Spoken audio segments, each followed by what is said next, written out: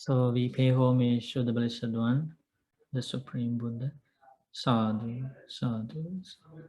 We pay homage to our teacher, Lukaswami Maharaj. Sadhu, sadhu, sadhu.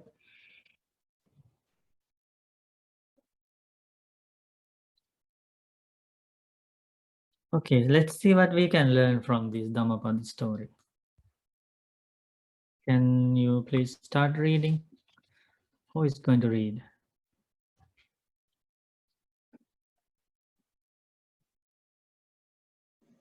Can I read one thing? Okay.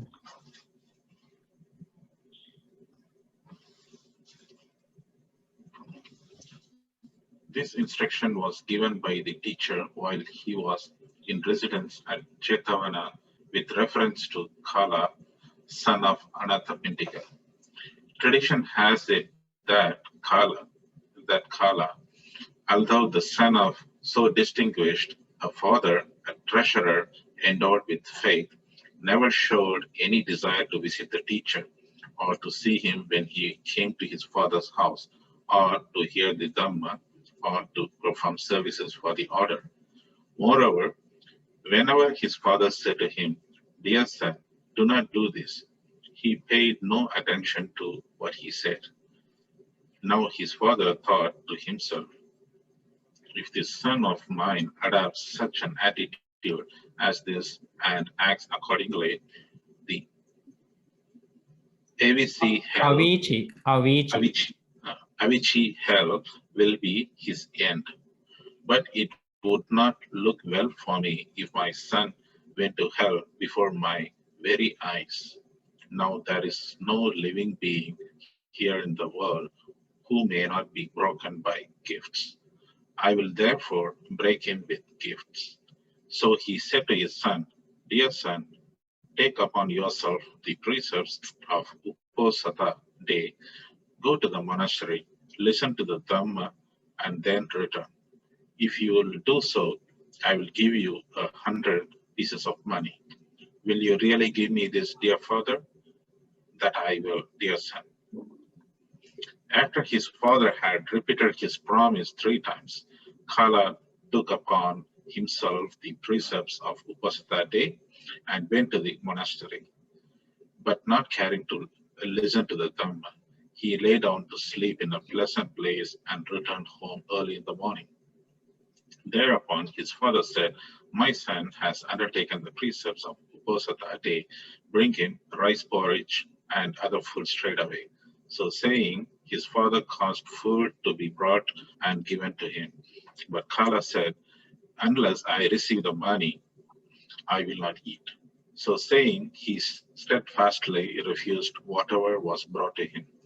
His father, who could not endure forcing him to eat, ordered that the money be presented to his son. The son took the purse of money into his hands and ate the food that was brought to him. Okay, On the fall, good. So you already understand the story so far? yes, okay. The faithful father, Anāthapiṇḍika, is trying to help his son, right? Who didn't have any faith in the triple gem and who didn't have any desire to go to the monastery or listen to the Dhamma. So, but his father is using some tactful ways, strategies to bring his son to the Dhammapada, right? So he's going to give his son money for giving to the monastery. If you go to the monastery, observe precepts, spend the day in the monastery, listen to the Dhamma, and then you can come home and I will give you money. Do parents do like that?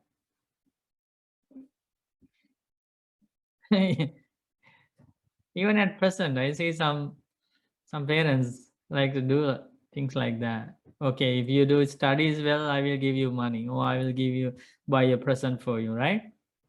Like that. Who is going to read the next part of the story? Yeah, Bhante, may I? Mm-hmm. On the following day, the treasurer sent him forth, saying to him, "Dear son, I will give you 1,000 pieces of money if you will stand before the teacher, learn a single verse of the Dhamma, and then return to me." Accordingly, Kāla went to the monastery and took his stand before the teacher. But no sooner had he mastered a single verse than he desired to run away. The teacher therefore caused him to misunderstand the true meaning of the verse. Kāla, failing to understand the verse, said to himself, "I will master the following verse." Therefore, he remained and continued to listen.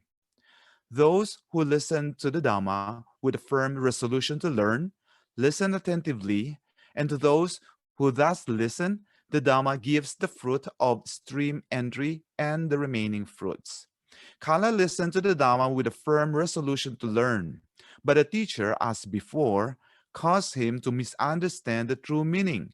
"I will master the following verse," said Kāla. So he remained and listened and was established in the fruit of stream entry. So what happened was, he wanted to memorize a verse, at least a single verse, and go back home and repeat it to the father. So the father would be happy, "Oh, my son has learned something." But what Buddha did was, every time when Kāla, the son, wanted to memorize something, Buddha used the Blessed One's psychic powers, so that the Kāla, the son, would not memorize anything at all. Okay, even though he doesn't, so because of that, he had to remain there. He had to listen to more verses. So as a result of listening to the Dhamma, even though he had a different intention, now Dhamma is coming to his ears, right? And then what happened was, the hidden wise consideration appeared, came to the surface, and he had that powerful good karma to penetrate the deep Dhamma. And even though he could not memorize anything, he was still able to use his wise consideration to understand the true meaning. As a result, he attained the first stage of enlightenment. Is that amazing? So he went to the monastery to get money from his father, and now he is a stream entrant. His father's strategy worked. It worked. Yeah. Okay, let's see what happened next. I can read, Bhante. Yes. On the following day, he accompanied the order of monks presided over by the Buddha to Savatthi. When the great treasurer saw him, he said to himself, "Today the demeanor of my son pleases me." And straightway the following thought occurred to the son: "I hope my father will not give me the money today in the presence of the teacher. I hope he will conceal the fact that it was for the sake of money that I took upon myself the precepts of the Upasata day." But the teacher knew all the same that it was for the sake of money that Kāla took upon himself the Upasata precepts on the preceding day. The great treasurer presented rice porridge to the order of monks presided over by the Buddha, and then presented the same to his son. Kāla sat down in silence, drank the porridge, ate the hard food, and then he ate the boiled rice. When the teacher had finished his meal, the great treasurer placed the purse containing 1,000 pieces of money before his son and said, "Dear son, you will remember that I persuaded you to take upon yourself the Upasata precepts and to go to the monastery by promising to give you 1,000 pieces of money. Here are your 1,000 pieces of money." When Kāla saw the 1,000 pieces of money presented to him in the very presence of the teacher, he was greatly embarrassed and said, "I do not care for the money." "Take the money, dear son," said the father, but the son refused to touch it. Then his father saluted the teacher and said, "Reverend sir, today the demeanor of my son pleases me. How is that great treasure? How is that great treasure? The day before yesterday, I sent him to the monastery, saying to him, I will give you 100 pieces of money. Yesterday, he refused to eat because I did not give him the money. But today, when I give him the money, he refuses to touch it. The teacher replied, "It is even so, great treasurer. Today, in attaining the fruit of stream entry, your son has attained that which surpasses the attainment of a universal monarch, the attainment of the world of the gods, the attainment of the world of Brahma." So saying, he pronounced the following stanza: better than sole sovereignty over earth, better than going to heaven, better than lordship over all worlds is the fruit of entering the stream. Sadhu, sadhu, sadhu. So he didn't like money anymore, right? He understood the real value of going to the monastery and meeting the Buddha, learning the Dhamma from the Buddha, and he attained this stage of enlightenment. And now he's a upasaka, a follower of the Buddha, faithful follower of the Buddha, Anāthapiṇḍika's son. And Buddha uttered this stanza, beautiful stanza: better than the sole sovereignty of the earth, right? Better than to become a ruler over the entire earth, better than going to heaven, better than lordship over all worlds, all the human worlds, heavenly worlds, Brahma worlds, is the fruit of entering the stream. Is the becoming a stream entrant is better than all other things. Is that beautiful? Is that a beautiful story? Yes, Bhante, it's very beautiful. So, like, the spiritual faculties are hidden inside individuals. We don't know. Like, we cannot judge anybody. We cannot say, oh, he's not interested in the Dhamma, and he will never be interested in this Dhamma. Like, he will never use this Dhamma for his happiness. Like, sometimes we try to judge people, right? But we never know when their spiritual faculties are matured and when they are ready to accept the teachings.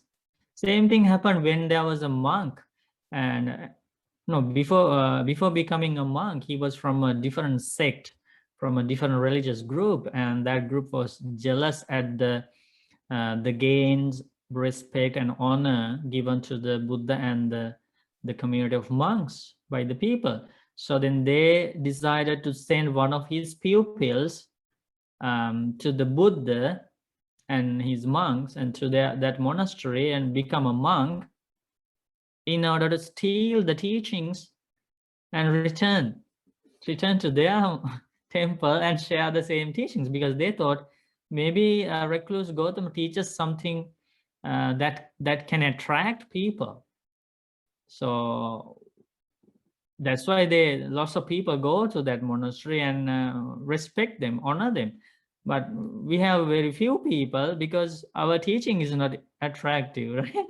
So why don't you go there and steal their teachings and then disrobe and come here and we can share the same thing. So he went there to the monastery of the Buddha and the monks, became a monk, but the intention, he is learning everything, but the intention is to steal the Dhamma and run away. Right? So what happened was, finally he ended up becoming a liberated monk. He never disrobed, and he was a faithful follower of the Buddha. And that Bhante's name is Arahant Susima. Arahant Susima Bhante. So, are those beautiful stories? Like, sometimes we have pure intentions, but we don't understand the Dhamma.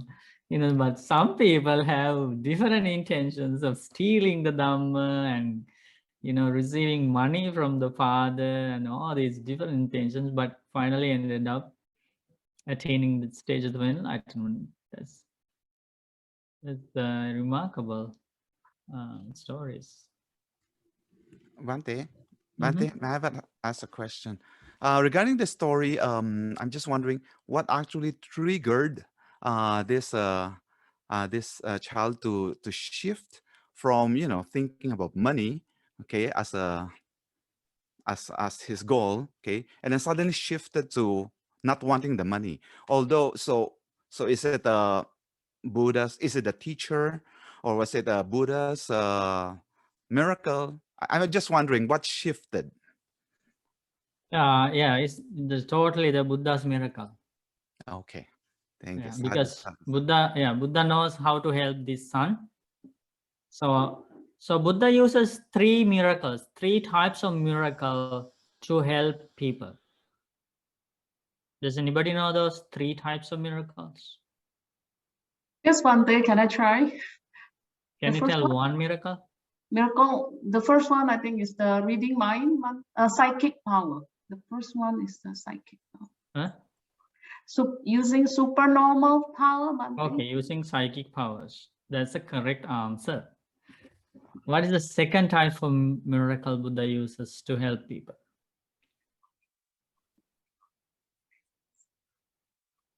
Can I try again, Bhante? No, only one answer. Is it a telepathy method? That's the something like reading others' minds. Reading other minds. That's the correct answer. One more. Preaching Dhamma, Swaminathan. That's also correct answer. So those are the three miracles. They are called miracles.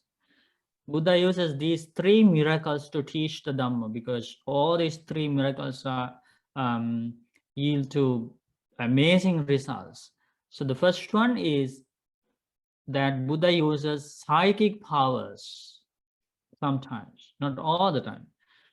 Examples?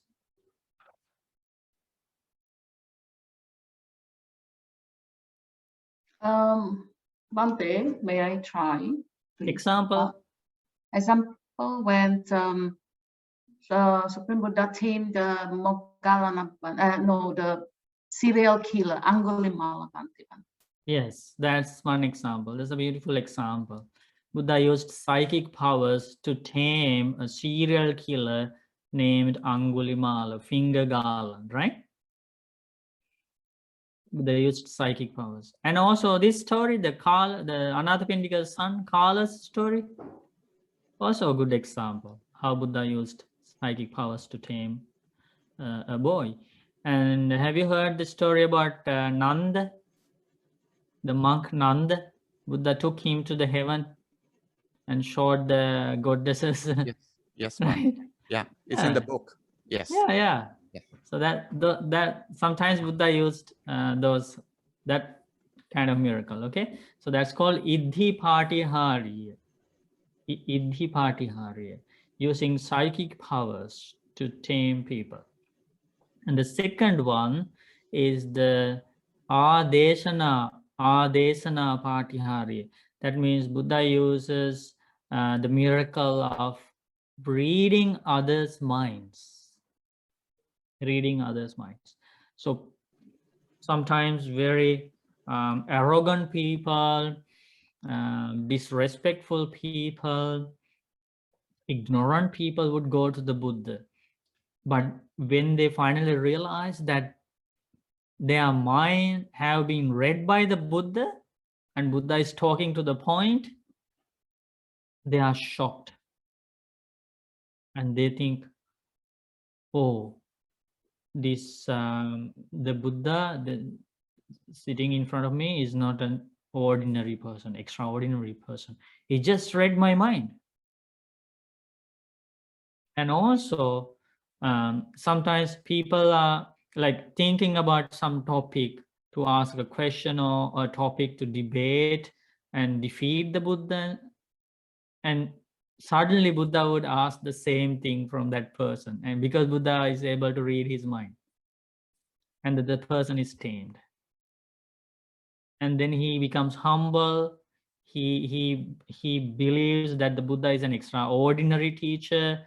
It's worth listening to the Buddha, and like that. So that's the Buddha would use reading others' minds to tame people. And finally, Anusasani Patihariya. miracle of teaching the Four Noble Truths. So in most of the cases, Buddha wouldn't use psychic powers or reading, the ability to read others' minds. Buddha wouldn't use those two things, but Buddha would explain the true nature of the life, true nature of the existence, samsara, about the Four Noble Truths, about the cause and effect mechanism, deep Dhamma, and that's enough for that person to start a new life. Transformation takes place. That's a miracle. Isn't that a miracle? Okay. So there is a person doing lots of bad things, evil things, breaking precepts, and then after listening to the teachings, his life is completely transformed. He's a totally new person. He starts keeping precepts. He starts meditating. He starts practicing loving kindness and compassion towards others. He starts forgiving people. Like, he becomes a totally new person. Isn't that a miracle? That's the miracle of teaching. Anusasani Patya. Beautiful. Yeah, it's one of the famous suttas about those three types of miracles is Kevadda Sutta from Digha Nikaya, Sutta number 11. Bhante, can I ask you a question? Mm-hmm. Bhante, am I right to say that in most of the sutta, when a person attains the stage of stream entry, they attain it after they listen to a Dhamma talk by the Supreme Buddha? Am I correct to say that, Bhante? Sometimes after listening to the Supreme Buddha, sometimes after listening to the disciples of the Buddha. Yes, but what I meant was they don't attain stream entry through meditation. That's what I wanted to ask Bhante. Like in the sutta, most of the cases when a disciple attained the stage of stream entry, they attained it when after they listen to a sutta from the Supreme Buddha or from the disciple of the Supreme Buddha. Like here, what happened here? Here Anāthapiṇḍika after Kāla listened to the Supreme Buddha's verse. Yeah, that's only one example of like many thousands of examples. But in order to become a stream entrant, there are 4 factors. So while he was sitting there, these 4 factors were established in his life. That's how it happened. And the first one is association of sappurisas, kalyanamitas, noble friends. There should be the association of the noble friends. Sappurisa sanseyo, that is the first factor to become a stream entrant. Second one is saddhamma savanam, listening to the pure Dhamma, pure teachings of the Buddha. That is the second factor. Were those 2 factors there in Kāla's story? Yes, he was sitting in front of the Buddha and he was listening to the Dhamma. And the third one also must be there. So the first 2 factors, association of noble friends, in this case it is the Buddha, and listening to the Dhamma, these first 2 factors are called exterior factors, external factors. External factors. That means they come from the outside world to you, from a person and through the sound. Parato ghoso. Parato ghoso means somebody is teaching you. You are listening to somebody. And the third factor is not external, it's an internal factor, that is yoniso manasikaro, wise consideration. The listener should have the capability of reflecting on the teachings, reflecting the meaning of the teaching that he just listened to. He should be wise enough to contemplate on those teachings. And that happened because for some people, it happens right away. While sitting on that very spot, it happens. Wise consideration. Because there are spiritual faculties, special like faculty of faith, faculty of mindfulness, faculty of energy, faculty of concentration, faculty of wisdom. These 5 spiritual faculties are very well matured for some people. So when they are listening to the first words of the Buddha, they attain to the first stage of enlightenment. Because their wise consideration is very sharp. It doesn't take like weeks, months, years, lives, no. Very sharp. They have been like practicing these teachings in their past lives repeatedly. So the faculties are matured. That's what happened in the Kāla story. He was using his wise consideration while listening. And these days we are talking about the very first discourse, sermon taught by the Buddha, because this month of July is the Asala full moon Poya day falls, right? What is the significance of this month? When the Supreme Buddha preached the Dhammapada. Yeah, after attaining the enlightenment, the Buddha wanted to share these teachings with the world. And for the first time, Buddha decided that I should share these teachings with 5 human beings on earth. And they were the 5 groups, the monks of the Panchavagya, the group of the 5 monks who were assisting the Buddha during the self-mortification time period of the Buddha before he became the Buddha. So he was very grateful. Buddha was very grateful, and Buddha thought, okay, these 5 monks were very helpful to me when I was struggling for the enlightenment. So I should share these teachings with them for the first time. They are waiting there for me. So Buddha went there and taught about the 4 Noble Truths. What happened? In the end of the very first Dhamma sermon, Dhammacakkappavattana Sutta, turning the wheel of the Dhamma, that's the name of the sutta. One of the 5 monks, Bhante Kondanya, attained the first stage of enlightenment. Very powerful sermon. And among humans, only 1 person attained the first stage of enlightenment, but among gods and goddesses, thousands and thousands of gods and goddesses attained the stages of enlightenment. Okay, so now there are 3 factors, right?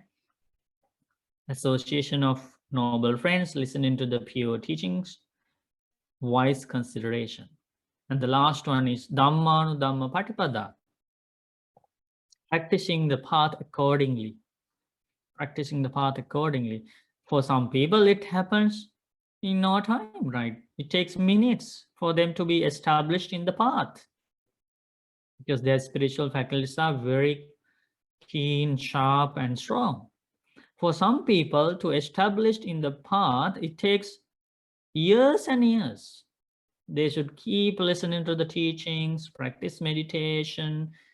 Like, that's only about becoming a stream entrant, but it's not the end of the path. You have to become a once returner, non-returner, arahant.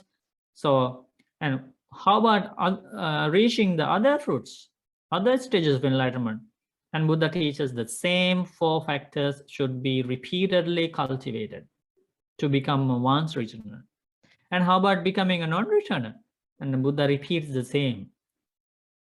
Not once returners have to cultivate these 4 factors again to become a non-returner. How about becoming an arahant, a liberated one? No, nothing secret, nothing to add there. The same 4 factors should be associated, should be cultivated.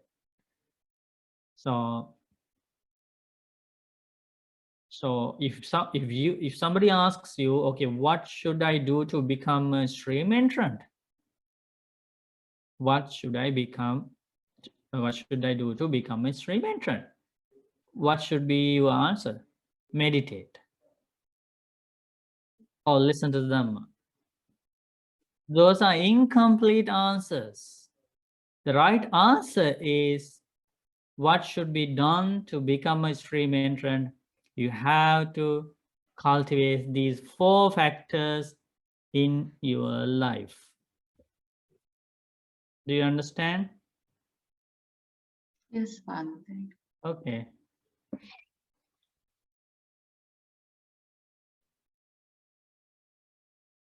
It's not easy because even though some people have these external factors coming to their lives, like they get the association of noble friends, and also they listen to the teachings, but unfortunately they don't have the internal factor. What is the internal factor? Wise consideration. They don't have that, unfortunately. Maybe they don't have enough. We don't know what's the reason, but they don't understand the meaning. But even in that case, we cannot judge. Like we cannot say, maybe that person does not have wise consideration today, but who knows tomorrow? Tomorrow it can appear. So you should never give up this path. You should not think, you should not conclude thinking, oh, maybe I don't have the 3rd factor. I don't understand anything from this Dhamma and no change is happening in my life. Maybe I don't have this 3rd factor, wise consideration. So maybe this path is not for me. No, you are wrong. You cannot judge like that. Maybe you don't have wise consideration today, but how about tomorrow? It can appear. So these treasures, these gifts given to us by our good karma are hidden inside our hearts. Okay, and there we know that about anatta. Anatta means you cannot command. Okay, if I have any spiritual faculties hidden, now is the time for them to come out, right? We cannot control or we cannot command like that. You don't know when they are going to come. So you have to be patient, keep listening to the Dhamma, keep practicing the Dhamma, practicing the Noble Eightfold Path, and the results will come according to the practice. Rob.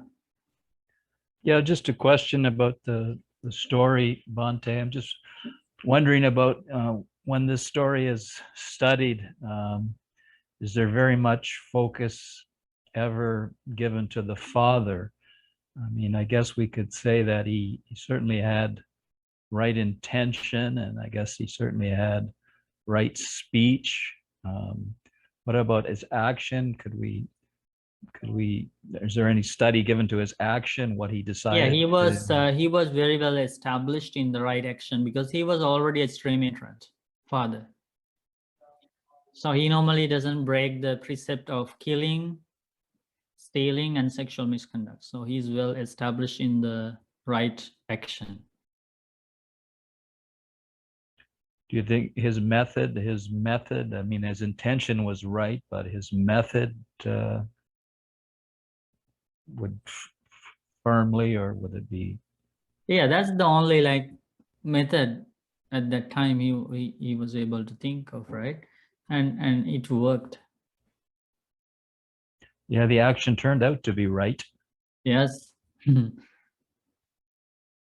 It's his son, so he can give money anytime he likes. Yeah, you know. Right. There's nothing. Yeah, true. There's nothing wrong about that. Yeah. Yeah. Thank you, Bhante. Okay, you're welcome.